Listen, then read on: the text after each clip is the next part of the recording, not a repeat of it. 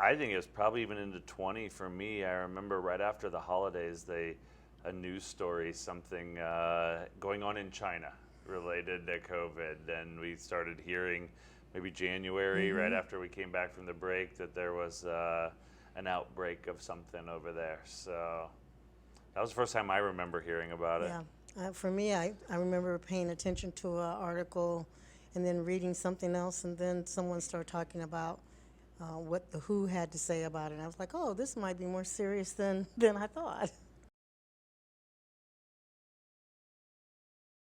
We get these kind of, or we've had historically these types of outbreaks of one thing or another, whether it was swine flu, bird flu. We've had even Ebola when it first ramped up. That had some impact to Parkland, but it was slow going. You heard about it internationally first, but it wasn't something that we took on that information real fast. It seemed Yeah. like, okay, this was impacting China at the point in time.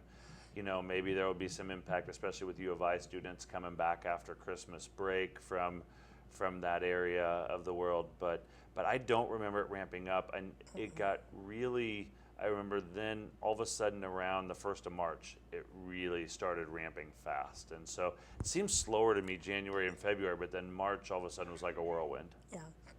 It was more or less you start hearing about stories of more cases in New York, and then the first cases in Chicago, and you're like, Yeah. oh, it's coming, it's coming.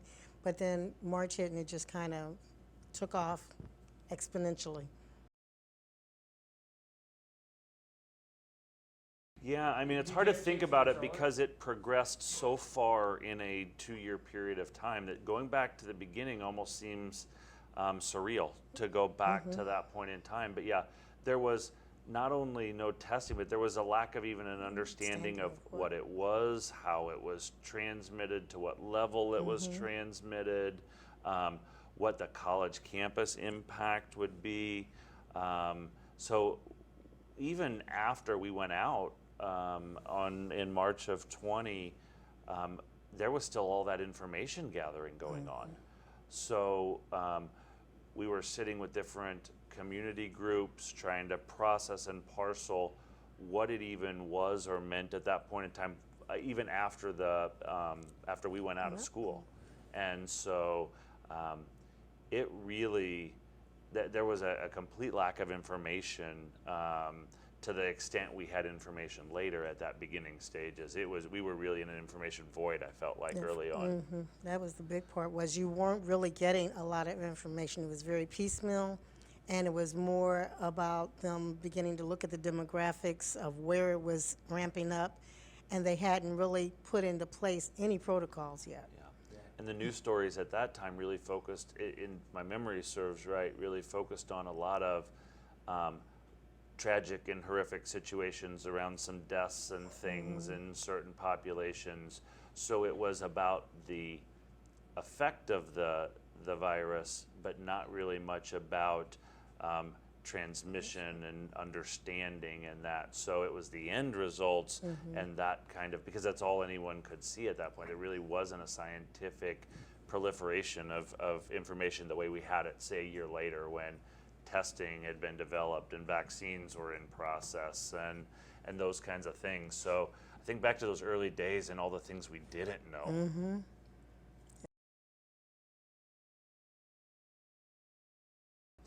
Every March, we have a state chief student services officers meeting, and we happen to be in Bloomington that Friday before. And I'm over there with Chief Colebrook. Chief Colebrook was presenting to the statewide group of us on some things related to Clery, the Clery Act and some things. So he and I had driven over together, and I get an urgent message from Dr. Ramage to leave the meeting and come back to campus. That he was calling an emergency cabinet meeting of the VP group in about an hour. And so I had an hour to get back to campus. So Bill and I drove back at pretty good rate to get back here on time because the state had given him information through the ICCB that this was likely to be something that the colleges were going to go out with. And so I had about an hour to think about it on the way back to campus, and it was funny because at that meeting, all of us subordinates to presidents were getting the same text message. So mine went first, and then they started lighting up around the table, and so those messages started coming to everybody else.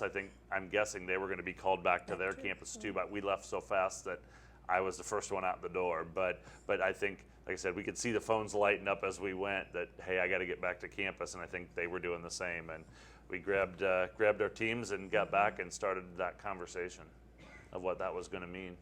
So we were going into spring break week, so we had a little bit of time bought from that side of things, but there had to be that was priority number one. It was working with Pam and Nancy at the time to think through how were we academically going to get through the rest of the semester.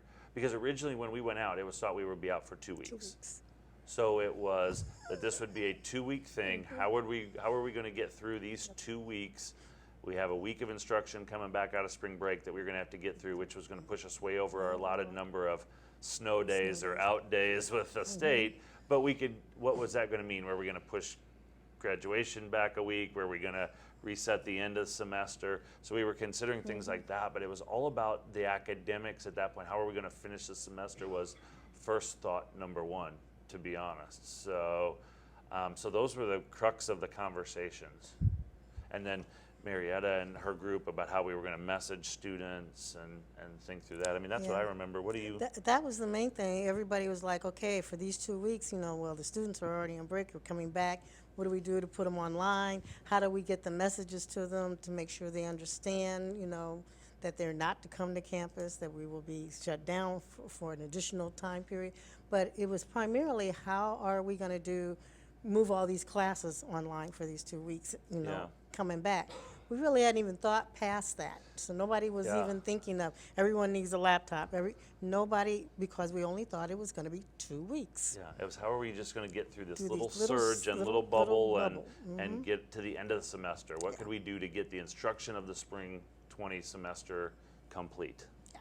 We were starting to figure out over spring break and what we would message and then get into that. We decided that we were going to break one more week to give us time to figure out how we could really go to online learning. I mean, the incredible fortitude of the faculty to pivot the way they did was certainly not without bumps and bruises early, because there was no Teams technology, there was no real Zoom elements in a lot of classes, and so it was originally about those kinds of things, about how could we help the faculty pivot and get into that. And we decided to go and call, if my memory serves, we decided to call that extra week after spring break and extend it one more week to get through that 2-week major bubble of time, and then give our faculty time to figure out how to transition education. And then we get into the other issue, which happened simultaneously, which is the computer outage that we had. And so then those two things are playing on one another in a short period of time. So you had a confluence of pieces. I tell you, it was the greatest, that period of about 2 months was the greatest example of collaborative and collective leadership I've ever been a part of in my career.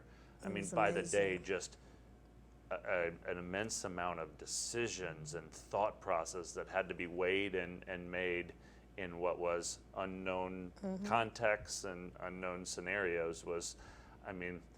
I marvel at my colleagues every day through that period of time. I mean, Marietta and the VP group and the president, just incredible fortitude and leadership displayed during that time by those folks.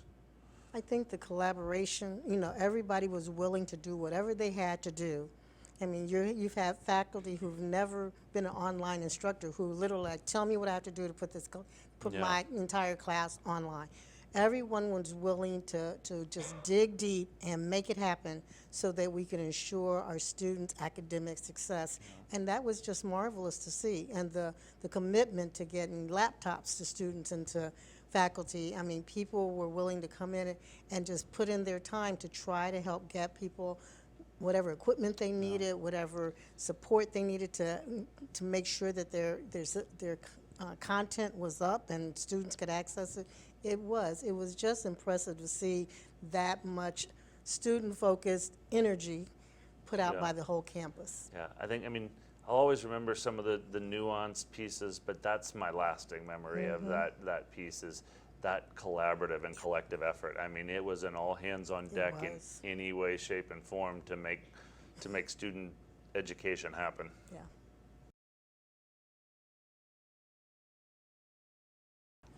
We were doing anything we can. The funding side, Chris Randalls is a financial genius, and he was helping us get to every nook and cranny of funding we could to find Find out. computer technology. But that was a question that was evolving by the day. It was, what laptops can we find and pull together, and what computers can people take home from their houses? What can we send home, and what processes? So Campus Tech had an incredible volume of work to do in that period of time too. I'd be remiss if I left Oh my them out. gosh, yes. And Thank the you work so that they did much. in that piece too, and just trying to get us all with options to work from home so we could keep those pieces moving. And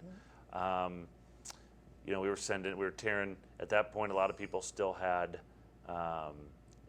towers instead of desktops and hardwired monitors. So they were tearing monitors off, and we were sending them home with laptops that had bigger screens to work from. And I mean, just an immense amount of tracking and support that had to go along with that. And then finding students technical solutions. We were quickly trying to figure out, it wasn't right away, but it was soon after, how to add Wi-Fi capabilities to poles in the parking lot so people could drive up in cars and park outside in the parking lot and get Wi-Fi access, because you didn't want them next to somebody else, but they could sit in their cars. And you know, a lot of our students depended upon Wi-Fi at jobs or restaurants or things to be able to do their work, and now they have no access to that internet. So even if we could get stuff online, and when we could get stuff online, the internet access for students was a big piece of that. We rated and bought as many MiFi devices as we could, and the campus was loaning those out. So it was just one technological component, domino after another, that we'd run into a problem, and then they'd set out and fixing that problem, and we'd find another problem, and then it was set out to fix that one, is what I think I remember technologically about that time. Yeah, and everyone would immediately say, okay, how can we solve this? I remember everyone would think about, IT was just fantastic. They would, you know, you'd say, I need us to be able to do this, can you help? We had to take our orientation, and we literally told people, make us a video at home, we're gonna put it up there, because we need to make sure students can complete orientation. We don't need any barriers. We can't have anybody come to campus. And we literally, everyone went home, made videos, and marketing and IT they got it up there for us so that we could continue to complete the process for our new and mid students. And that's, I'll congratulate or talk about the thanks I have, appreciation for my student services team. I mean, they were in a tough spot of having to help students finish one semester and then continue to try to build enrollment for the next semester, all in a situation that is not conducive to enrollment in any way, shape, or form. And so the yeoman's work that everybody from Marietta's area and Dean Christensen Migelski's area, and then what was then to become Dean DeVingman's area. I mean, the work that they put in trying to work two separate processes and problems at the same time was incredible as well. And so it truly was an all hands on deck kind of approach. Yeah. So, and then at that point we're just trying to figure out too, then we had to try to figure out how to get through the computer outage. Yeah. And so then I sat here, I remember in the cafeteria and helped a means team. I would schedule departments to come back and pick up laptops or pick up items so that they could build the security software in, get that done, and then get them safe to get out into students and faculty and staff's hands. But you couldn't be by anybody because COVID's raging at the same time. So all the things you needed to do, you had these competing dilemmas or problems, whatever you want to call them now. I prefer not to call them Yeah, meeting more people out serious on the terms. patio Yeah. to handle something, or telling students to drive through the drive-through or hand it to you. It's like, Yeah. it's like you're going to get McDonald's. We were handing out laptops. It's interesting. This interview makes me think of those things I'd kind of forgotten over time. So thank you for asking that question. That's the point. Yeah, they were big for a while. I mean, the thing that was different for all of us, for the first time, there was no separation between work and home. And so, I mean, we were literally on Teams chats with the leadership group until after midnight and before 6 a.m. And hours were running almost continuously because there was no separation. You were working through lunch, you were working through dinner, you were working through, I mean, the problems, we hadn't developed a sense of how to separate those things yet. And there was such a crisis of amount of things to deal with that it didn't seem fair to not deal with those things in the moment. So there was no work-life balance. No. It was work It was just almost every minute that wasn't sleep at that point in time. Yeah.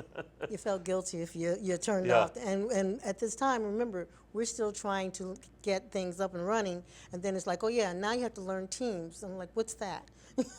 But we had to find new ways to be able to communicate and meet and process and get things up and running. And So managers it was figuring managers out, were yeah. trying to figure out how to get their teams together and keep them motivated and keep things going. Then we had to get the call center going to Yeah. help students, deal with the fact that they couldn't talk to people face to face. So it was a lot of Yeah, I mean, so much that pieces. happened that spring, and so really that spring ended up being all remote. Yeah. If memory serves, we really didn't bring any instruction back. Those students in hands-on classes were all given incompletes to finish up as they were able in the later summer, once it was safe, a little bit safer to come back, and we had a better understanding of some testing and that kind of stuff. Especially health professions, the amount of clinical opportunities, the hospitals and the medical facilities are overrun, so they didn't want our clinical students in for a little bit of time until they figured that out. So really that kind of ran through that first spring and into summer. And then it was in the fall where it changes a little bit, and we tried to bring some folks back in the fall of 20. A few classes back onto campus, a few hands-on, more CTE spaces, and that's when we had to shift. We really started building structures we had never built before. Right. So Dean Turner and Tracy build the COVID response team, and we get that up and running. That was a major milestone, I think, in the progression of things, because now that we were bringing some people back onto campus, we had cases that would happen on campus, and the public health contact tracing was overwhelmed, and so U of I and us both set up our own contact tracing bodies. And the amount of work, when you talk about workload, that they spent on that process and just churning case after case. There were times where we had triple digits in cases running at the same time that we were contact tracing. So hundreds of cases and taking entire class sections out. And I mean, how many health professions calls did we do? We were trying to figure out, okay, did we wipe out all of dental hygiene today, or did we wipe out all of vet tech today, or all of tractor trailer? Yeah. I mean, courses, it was just different call after teams. call, working into the evening for their teams and shops. And so And the weekend. these two did such an incredible job. I don't know how the institution survives without their work. Yeah, it was very serious at that time in terms of the amount of cases. So our team also worked on weekends. So we would work Yeah. Friday evening, and we just say, okay, we cut it off. Everybody go home, sleep, rest, and then we'd start again Yeah. on Sunday afternoon. But sometimes we'd have a breakthrough issue, and it would take out a team and their roommates. So we'd have to work and add in hours. So Child Development Center Oh, case Child would pop up, Development and now we're talking Center, about yeah. itty bitties we had to Yeah, deal with. So it was a and- lot of juggling at that time. A lot of people putting in long hours. I struggled with it to the point where I was one of the first to come back on a more regular basis because I don't function well that way. I need to be here, I need to be in that environment.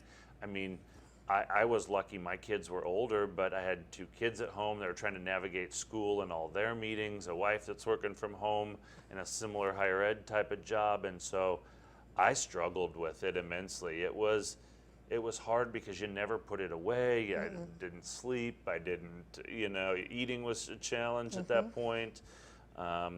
The loneliness, I guess, that a lot of people described, I felt. I would admit that I felt.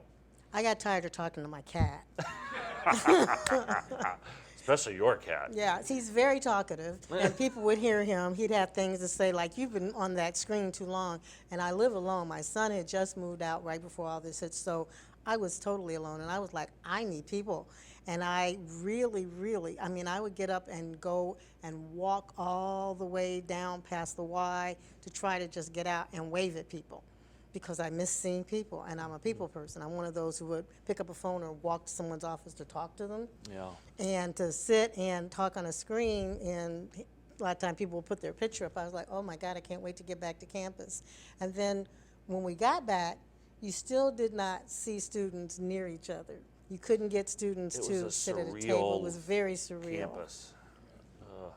Yeah, I mean, and employees too. One of the things I think makes Parkland so strong is the atmosphere that its employees have with one another. And you came back and that was just gone, and it didn't feel like Parkland. It didn't feel like what we're used to, and that took a long time to get through, because even though we came back that fall, there was still such heavy restriction and mask guidance and that people pretty much stayed in their office. They didn't eat together, they didn't meet together, they didn't socialize. There was just this really strange feeling on campus. It was and one of the reasons why we tried to do a civility initiative to welcome people back with the smiles on the mask was we were all, we can't greet each other and do smiles and open the door. So I said, let's get masks and greet each other, because this is hard on our faculty and staff as well as the students. And that's just it.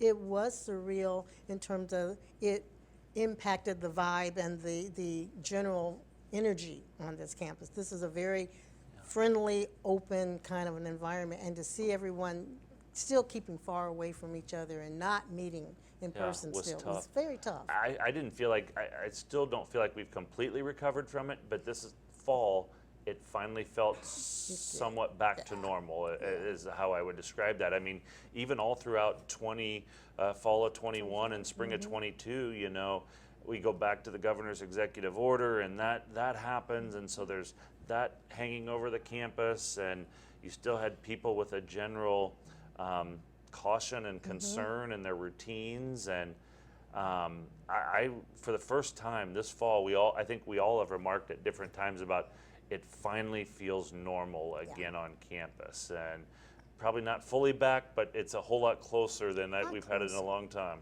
I think one of the turning points for me was, I remember when we first came back, the first few months, you still only saw small gatherings of students at tables talking and studying together. And one of the things I commented on at the beginning of the semester was, look at all the tables together. Look at all the people hanging out studying. Look at the fishbowl, they're hanging out. Look at the cafeteria at 11 and 12. We had cafeteria karaoke yesterday, and we went over a half an hour because there were so many people that hung out to still sing. It was great to see that much energy with the students. We're handing out boxes of popcorn. It felt normal, and that to me has been the telling part, is seeing more people having in-person meetings, and then seeing the students willing to come out and have fun and engage. I think part of that difficult atmosphere was brought on by the circumstance, again, a knowledge piece. So early on, when we started to think about coming back, the guidance from both the CDC and the state was to, tape up every water fountain, remove the lounge furniture so people couldn't congregate. So we put that into places, or we taped it off, and it just had an atmosphere on campus that wasn't very welcoming, and that's kind of the antithesis of Parkland. It's just not what we've always been about, and so that was a struggle too for, I think, a lot of folks mentally, to see something that they take such pride in look so different. Yeah.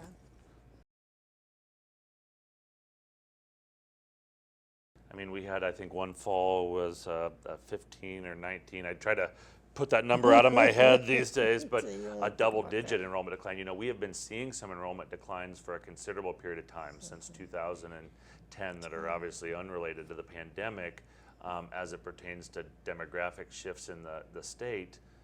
So we're already battling that, and then you had this pandemic, and you had students coming out of the K-12 systems where they really struggled with the online education piece. So their experience of education in a pandemic world was completely negative to them. So trying to entice them to come out of high school and that negative experience and give us a chance was almost an impossible sell. And so you had their experience was negative in a lot of ways from the K-12 setting. They didn't like it. They stayed away. You had our students, especially those that were hands-on students, who we had to do things very different, for a while, and they didn't get to have the same experience turning wrenches or developing in simulation labs and those kinds of things. So they stayed away because they couldn't do what education felt like to them. And then you had a significant amount of our students who dealt in some way personally with the pandemic, whether it's they themselves are immunocompromised and had to be very careful, or family members were in a situation that they couldn't afford to bring it home, or they're the caregiver in the house and they needed the income, and so they couldn't risk bringing a virus home to the household. And so you had all of those things working against enrollment. So it went in the tank for a while, and it really took a considerable messaging effort from marketing and Stephanie Stewart's team and Dean Smigelski's team to try to battle that in any way they could. And the main way we were able to try to battle it was financially, to make it really easy for students to come back. You had the CARES, federal injection of CARES funds in all 3 phases that allowed us to put money in student hands, which was really the only saving grace we had at the time to try to salvage some sort of enrollment, to not let it slide any further than it already did. So that was tough. It was a very tough time, and a lot of students lost their source of income and lost jobs. Many of them were head of household, and many of them were struggling to try and maintain in school. Our faculty did great work in trying to be supportive and engaging with students to try and keep them in classes and giving them extension. But there were some students where excuse me, they were overwhelmed because they got sick, and then their family member got sick, and it just became a vicious cycle. Yeah, and they would give every up. barrier that our faculty or our staff could tear down, it seemed like life threw up 3 or 4 more barriers in front of our students. And Yeah, it so was rough. while everyone here did an incredible job and the best they could, it was just life was hitting us with more things faster than what we could take barriers away for students.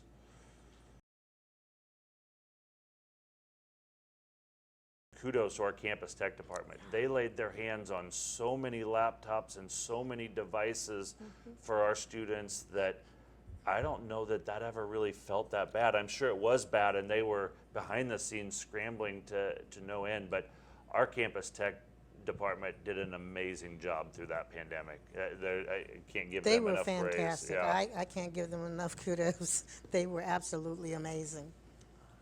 And that really was the leadership of Dr. Lau and Dr. Sutton. Their leadership to work with their academic deans and department chairs to say, okay, we have a problem, no ideas off the table, how are we going to solve it? And to work, to really work with the faculty to encourage as much flexibility as Marietta said for students.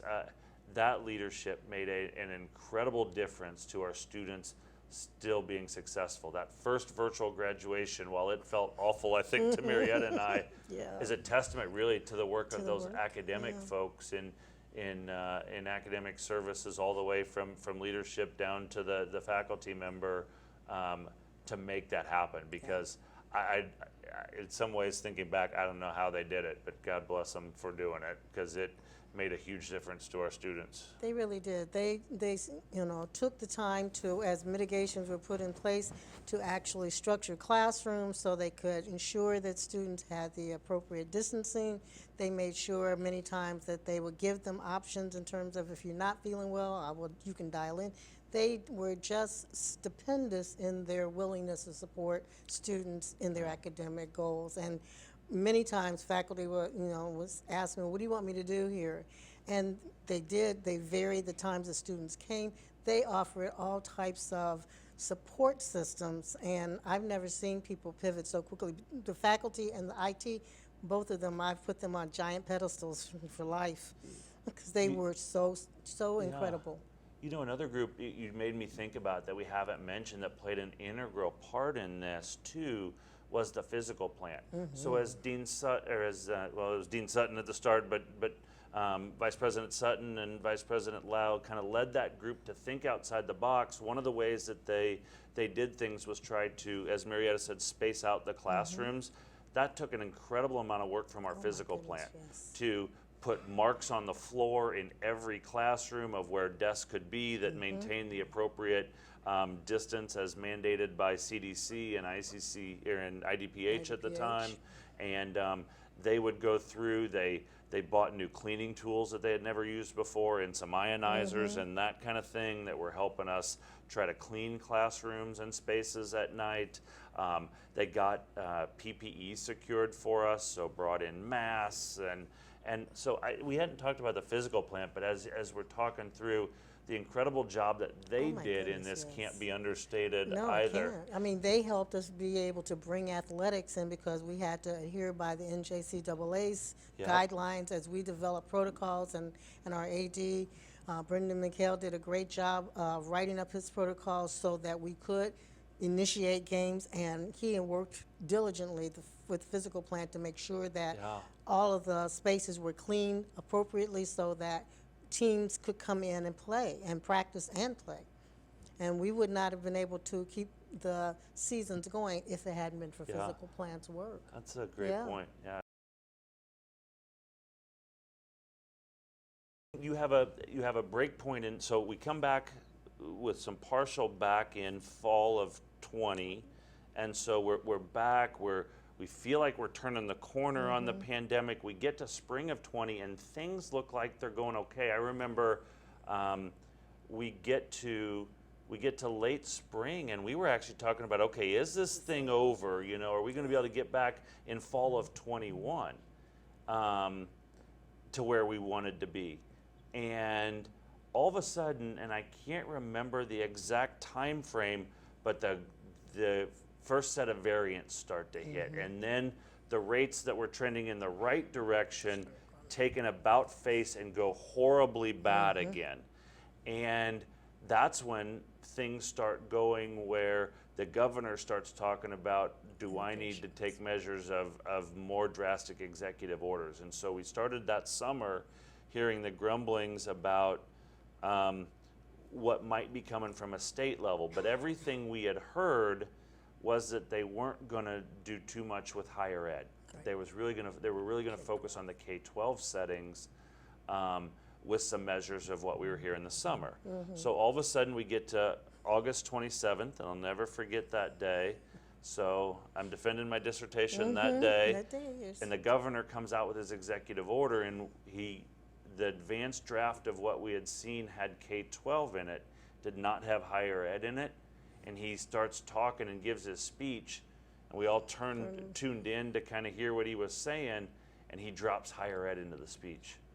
And he said, this order now will go over higher ed as well. And I just remember the jaw about hitting the table of, oh no, we've got to pivot again. One more time, yes. And so that was kind of a crazy day. Like I said, it was the 21, the 20, fall of 20 and 21 school year was just kind of gradually getting back. It felt weird because we had all those mitigations, but people were kind of getting used to it.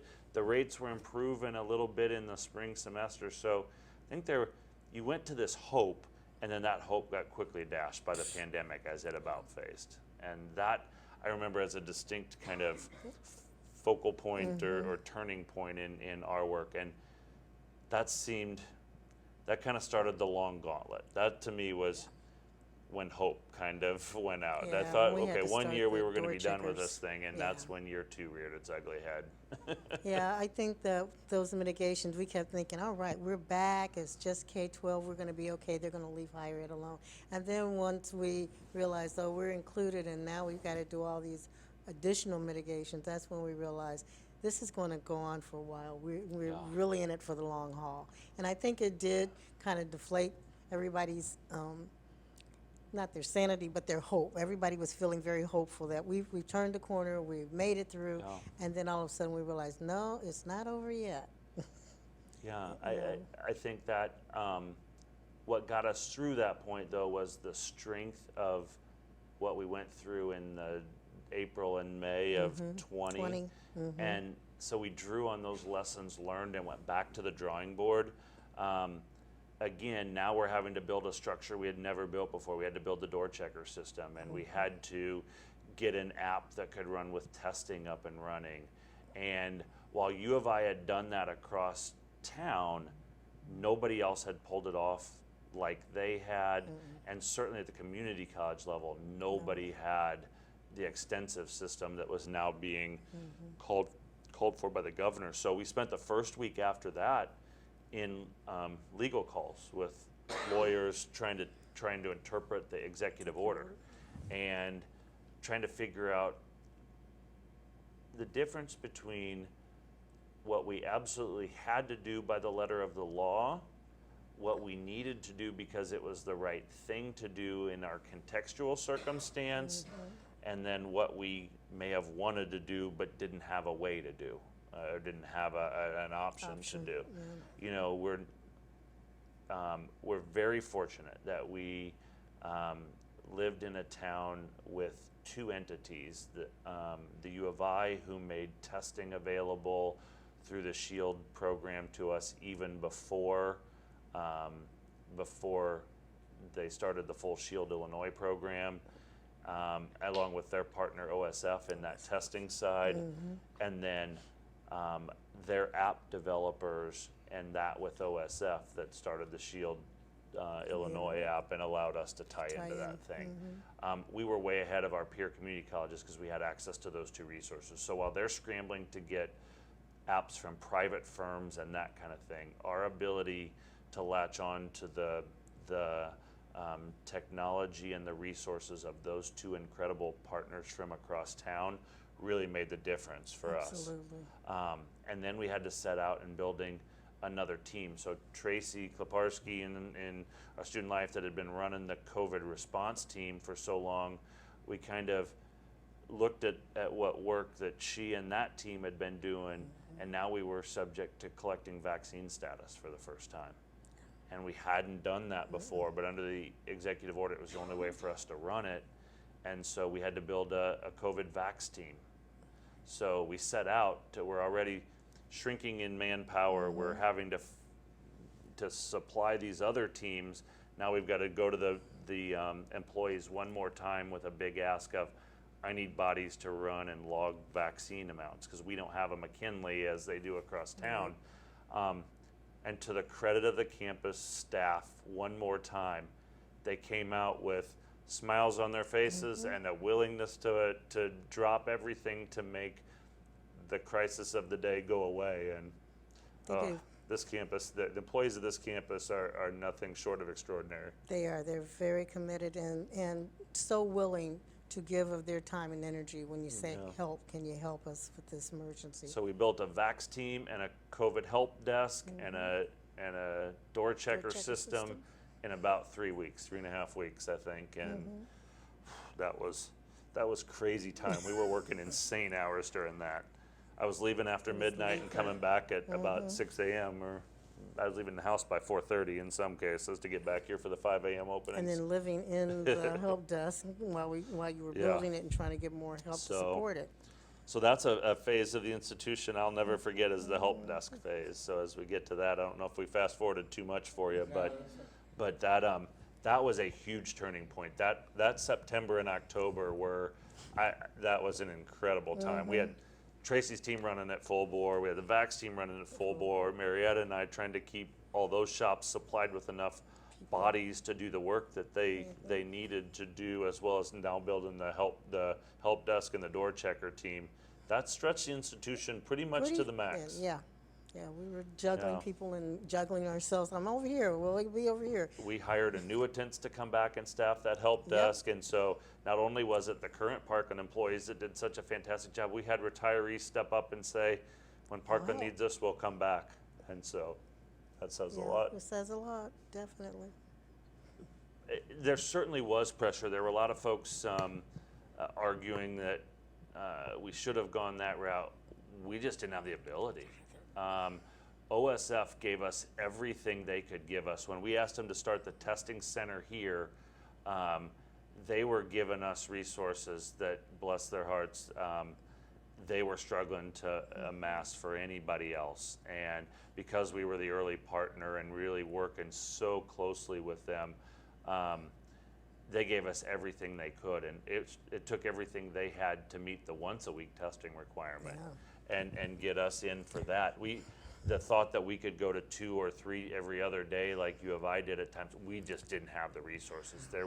We would have overwhelmed the community testing at that point. And that was a hard conversation because we're also a community partner, and if we draw that much resource off of community testing, what are we doing to the rest of the community too?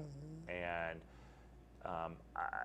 we did what we thought was the best decision. I know not everybody agreed with it, but it was really diligent, heartfelt thinking of the president and the vice president to go to where we landed.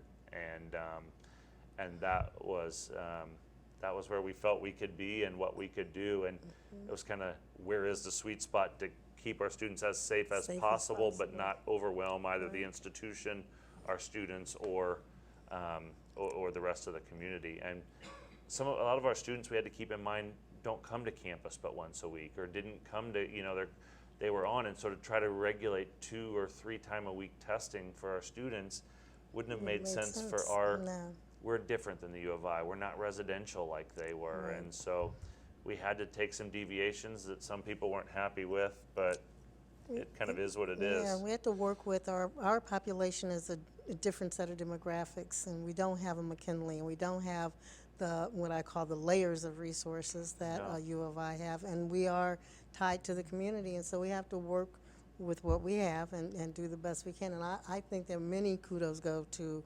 our senior leadership for their depth of working with the community partners to make it as safe as possible for our students and the staff to be able to work and go to school. Yeah, we haven't detailed. I should probably shed some light behind that curtain a little bit too, but the amount of work that they did. So we had a countywide emergency operations center was set up almost immediately by Julie Pride and the public health department. Myself and Chief Colbrick sat in on that call every, at one point we were meeting almost daily early on in the pandemic, but it got to be twice to once a week then as things progressed. The communications arm of that operations center set up almost as frequent meetings as they're trying to get information out to the community. Stephanie Stewart and her team participated in that on a regular basis. Dr. Ramage was sitting in on some larger calls in both the state level and the community level with some folks around the mayor's offices and things that weren't running through EOC. You had the CAOs doing kind of regular meetings to share how they were transitioning. You had Tracy and our wellness coordinator at the time, Sarah Maxwell, sitting in on what we call IDWIG meetings, which is the infectious disease working group that exists in the area, and they draw resources from practitioners every week.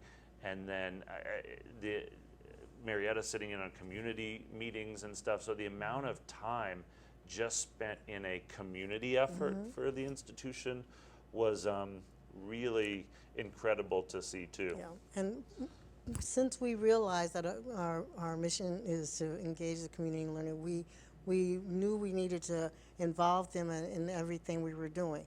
I'm going to give you the example of our food pantry. We know that we have kept this pantry as a USDA commodity site, so our senior administration was very concerned that we maintain it as long as we possibly could and work with them to keep it going because we knew more people would need food. So the pantry never closed. It just didn't allow people into it, but they set up distribution centers outside. Out of the back of a van. Out of the back of a van by the bus stop for people who didn't have a car. And then they had a drive-through pantry distribution by our planetarium. So the idea is, once again, what do people need? We had just, Tracy and I just met with the pantry director to work on some backpacks to give students, and so we had gotten this all done, everything packed, and then everything shut down. They voted the pantry decided, do you need this for someone? I said, well, Courage Connection, I was on the board at the time, I said, we just had to move people out of the houses into hotels. They said, give it to them. It's food they can warm up in the microwave. They said, at the distribution, give it to your students. If you have students coming to pick up laptops, give that to them. So it's a matter of we constantly find ways to support one another in the community, and that's one of the things I love about this area. I almost forgotten too, one of the earliest images I have is the pictures Dr. Ramage took. So early on, none of us were on campus. He and Dean Ragsdale, who was Dean of Health Professions at the time, went through all of the health professions areas that first week we were out because the hospitals were getting overwhelmed and couldn't get PPE either. So they loaded up every ounce of PPE we could find in the institution, walking the halls and that kind of stuff, whether it be gloves or masks or gowns, those kinds of things that our students used in their clinical settings, which were now shutting down, and they loaded them all up in a bus, Parkland bus, and took them to the healthcare partners in the community to just help them bridge the gap as John Dwyer and IEMA and that were trying to get inbound PPE as fast as we could because nobody could keep enough of it at that point in time, and they hadn't tapped the Federal Reserve yet of that kind of material, which they eventually did a couple weeks later. But there was a period of time where they were starving for PPE too, and so I think they were very appreciative of Parkland, and I'm proud of that from a community standpoint. That was one of those definite moments of pride. Marketplace, the state government stood up Marketplace with the National Guard right early on. You know, they pretty quickly pivoted. They actually set up that site in Bloomington first, and then they splintered it off over here with the National Guard to get some testing over here in the Champaign area. But it became apparent, A, that the volume was too big. You know, Carl was setting up a drive-through test. OSF had some testing. But the community needs could not be met. No. And OSF, as we were talking about some pieces here, they said, Mike, if you're able to get us some resource and some ability, we'll help. And so we had bought a tent early on that we used with Walgreens to do some vaccines when the vaccines were first rolled out, that we could have an outdoor vaccine clinic. OSF then right away started testing in there too. So we had one day a week that was set up for vaccines. Then we quickly put testing out there too. So my assistant Holly, God bless her heart, I sent her on a mission, and I'm like, I need you to buy a tent. And I think she looked at me like, you've given me crazy jobs before, but what do you want me to do? I'm like, I need the largest tent you can get your hands on. Because we knew we had a difficulty with the building and keeping it safe for the student environment. We didn't want to mix traffic and potentially create a situation where we negatively impact learning. So we're like, okay, what can we do instead? We're going to, U of I has put some tents up. Why don't we go buy a tent? We'll drop it in the M5 or 6 parking lot, whatever that is out there. And we set up testing out there and vaccine clinics out there with the help of Walgreens and OSF. Eventually Mother Nature was not kind to that tent, and it ripped it to shreds. I would go out there after every wind, and we'd tape together what pieces of it we could tape together and pull the nylon cords back tight. And we milked it as long as it could, but it quickly gave out on us, and we had to move into D244. That's when we made the decision to go into that spot. But I think that tent was our first foray into it. It served its useful life before it went to the tent heavens. In the sky, yes. It hung tough, though. It did for a long time. We had so much tape on that thing by the end. Mother Nature, that was not kind that summer. There was a couple bad thunderstorms that just played havoc with it. For me, it was the fortitude that everyone showed, I think, will have a lasting impact. I mean, the ability to pivot and move forward and onward and realize that we can overcome whatever challenge is thrown at us. I mean, in higher ed, challenges are constantly coming your way, necessitating change, whether it be new legislation that is forcing change or social or political climate that's forcing change.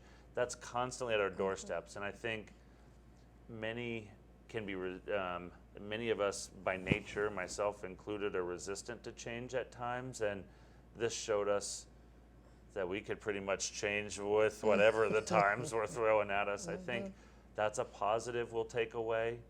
I don't know. Let me think about that. You have anything that comes to mind immediate, Marietta? I think for me, it showed the commitment to student success Yeah. that is at the heart of this institution, from the president's and vice president's office all the way down to every staff member, in every division. I have all of the work that I saw reinforced my belief that Parkland is one of the premier institutions in the country, because you don't find that.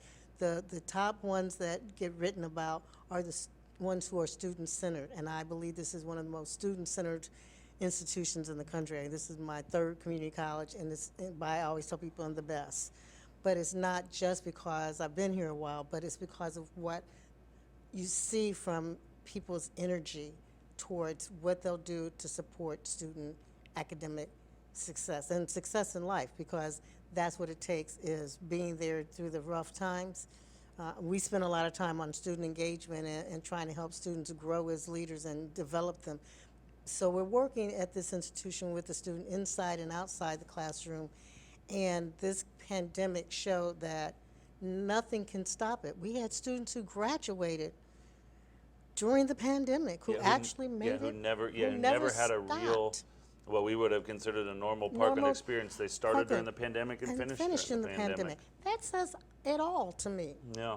I will remember that. I think Marietta made me think of, I think another lasting impact of this pandemic time is a good push to the institution in terms of flexibility. So there was a buildup of infrastructure, specifically technological infrastructure, that will serve the institution well into the future. There was a buildup of institutional kind of knowledge flexibility and the ability for us to pivot and do some things that maybe we didn't think of before. Right. And so I think there is that was a lasting impact. That is a positive out of the pandemic. Not a lot of positives out of the pandemic, I think, but certainly the ones Marietta talked about, and that flexibility and adaptability. I think the adaptability, and I think it kind of, it pushed us over the edge in terms of some of the technology, because it was like, okay, now what are you going to do? And the technology that was out there, we found out we could adapt to very quickly. People many times want to say, oh no, we can't do that, it's going to take a while. But if you're pushed into a corner, it's like the mother of invention. And I think that the pandemic was that for us in many instances, Yeah, especially you're right. with the That necessity technology. really pushed us, yeah. Yeah, and I think that, like you said, it's going to have a lasting, resonating effect going into the future.